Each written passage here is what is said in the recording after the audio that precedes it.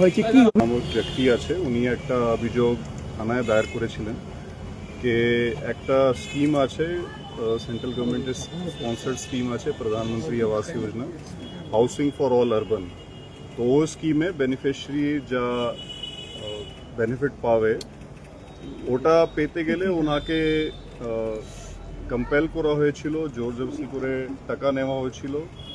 তারপর ওনার এই বেনিফিটস উনি পেয়েছেন, পাবেন এভাবে ওনার অভিযোগ ছিল। তো টোটাল অ্যামাউন্ট ওনার যা ছিল ওর উপরে আমরা ইনভেস্টিগেশন কেস স্টার্ট হয়েছিল, ইনভেস্টিগেশন আমাদের থানা করেছেন। ইনভেস্টিগেশনে আমরা পেয়েছি কি শুধু উনি নয়, এরকম বহু বেনিফিশিয়ারি আছে যা এইভাবে যার কাছ থেকে একটা টাকা নেওয়া হয়েছিল, যা নেওয়া দরকার ছিল না এই স্কিমে, আর বেনিফিটস দেওয়ার আগে এভাবে বেআইনি একটা ইলিগাল কালেকশন হয়েছিল। কালেকশনে অ্যামাউন্ট যখন আমরা কিউমুলেটিভলি দেখেছি তো amount approximately more than 4.4 crores হিসাবে অ্যামাউন্ট যাচ্ছে।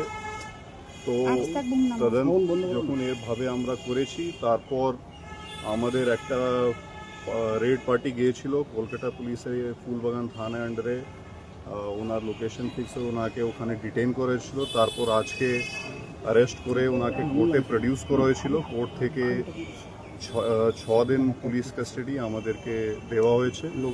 আর এই কেসে আগে তদন্ত চলবে। বলছি আরো একাধিক অভিযোগ রয়েছে, তাহলে ওই অভিযোগগুলো নিয়ে কি করবেন? আপনি জানেন পুরো কুচবিহার জেলায় আমরা অনেক দিন ধরে মাইকিং এখন চলছে।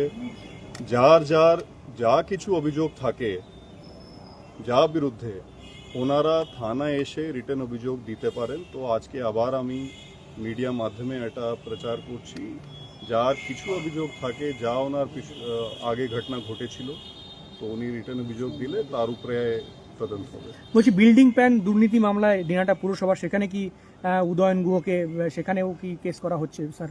এখন তদন্ত চলছে।